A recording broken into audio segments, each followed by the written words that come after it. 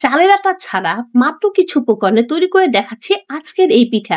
আসসালামু আলাইকুম everyone, welcome to Popli kitchen 99। বিসমিল্লাহির রহমানির রহিম। আজ তৈরি করে দেখাচ্ছি তাল সুন্দরী পিঠা। এই জন্য শুরুতে ফ্রাই প্যানে 2 চামচ ঘি দিয়ে দিয়েছি। ঘিটা গলে যাওয়া পর্যন্ত অপেক্ষা করব। আর পুরো ফ্রাই প্যানে আমি ঘিটা একটু ছড়িয়ে নিচ্ছি। ঘি অনেকটা গলেছে, বা সেখানে 1 কাপ সুজি দিয়ে দিয়েছি। এবার সুজিটা একটু সময় নিয়ে ভেজে নেব। চালের আটা আমাদের সবসময় ঘরে থাকে না, তা আপনারা চাইলে যে কোনো মুহূর্তে এই পিঠাটা তৈরি করতে পারেন। এটা উপকরণও কম লাগে এবং সময়ও অনেক কম লাগে।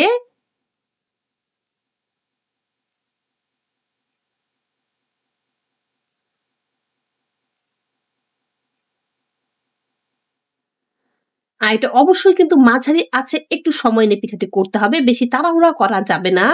ভাজা হয়েছে, এবার সেখানে একটু নুন দিয়ে দিলাম। দিয়ে দিয়েছি 1 বাটি কোরানো নারকেল। মিষ্টি জাতীয় খাবারে আমি নুনটা একটু পছন্দ করি, এজন্য দিয়েছি। তবে আপনি যদি পছন্দ না করেন সেক্ষেত্রে নুনটা বাদ দিতে পারেন। তবে হালকা একটু নুন দিলে আমার কাছে টেস্টটা বেশি ভালো লাগে।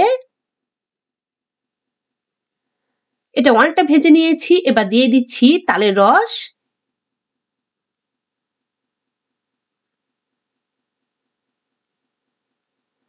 এটা আবারও একটু ভেজে নিচ্ছি।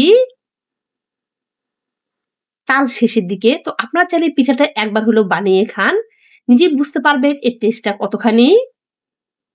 এবার এখানে দিয়ে দিচ্ছি 1 মগ পরিমাণ জাল করা গাভীর দুধ। এখানে আমি হাফ লিটার দুধ জাল করে নিয়েছিলাম। সেখান থেকে 1.5 কাপ পরিমাণ দুধটা আমি এখানে দিয়ে দিয়েছি।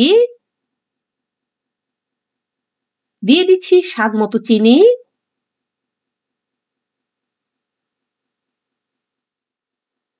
বাকি তালের রসটাও আমি দিয়ে দিয়েছি, এতে করে তালের ফ্লেভারটা আরো একটু ভালো আসবে। এবার এটা অনবরত নাড়তে হবে, নাড়া কিন্তু বন্ধ করা যাবে না, নয়তো নিচে লেগে যাবে। আর ডোটা এখন একটু লিকুইড হয়েছে, এতে ভয় পাওয়ার কোনো কারণ নাই। এটা ধীরে ধীরে শক্ত ডোয়ে পরিণত হবে।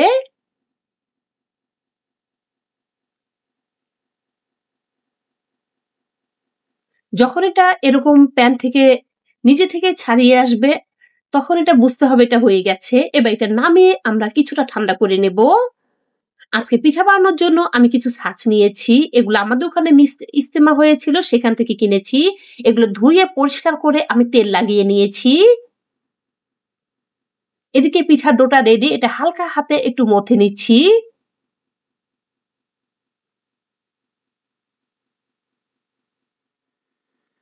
তবে খুব বেশি মথার দরকার নাই। এবার আমি একটা চামচ নিয়েছি, সেই চামচের সাহায্যে আমি সবগুলো পিঠা এক সাইজ করবো, এই জন্য 1 চামচ করে ডো নিয়ে নিয়েছি। এবার এটা বলের মতো করে নেব।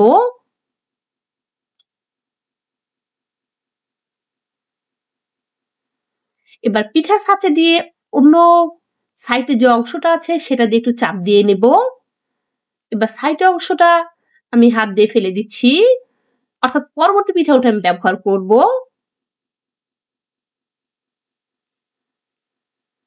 দেখুন কতটা সুন্দর পিঠাটা হয়েছে। আর এটা শুধু এক পাশে নয়, 2 পাশে কিন্তু ফুলটা ফুটে উঠেছে। আমি আরো একটু দেখিয়ে দিচ্ছি আমি কিভাবে করছি। আর সবগুলা একটা চামচে নেওয়ার একটা উদ্দেশ্য, সেটা হচ্ছে আমার সমস্ত পিঠার সাইজ এক রকমের হবে।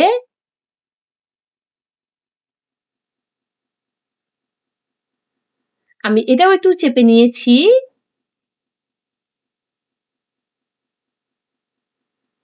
আর অবশ্যই এই ছাঁচগুলো ব্যবহার করার আগে একটু তেল লাগিয়ে নেবেন, এতে করে কোনো পিঠায় আটকাবে না। আমার এটাও রেডি। একইভাবে আমি সমস্ত পিঠা বানিয়ে নিয়েছি। আলহামদুলিল্লাহ, আল্লাহু আকবার। দেখুন কতটা সুন্দর হয়েছে। আশা করি পিঠা রেসিপিটি আপনাদের ভালো লেগেছে। আর এটা কতটা নরম হয়েছে আমি ভেঙে দেখিয়ে দিয়েছি। আজ এ পর্যন্ত। বিদায় নিচ্ছি। সবাই ভালো থাকবেন। আসসালামু আলাইকুম।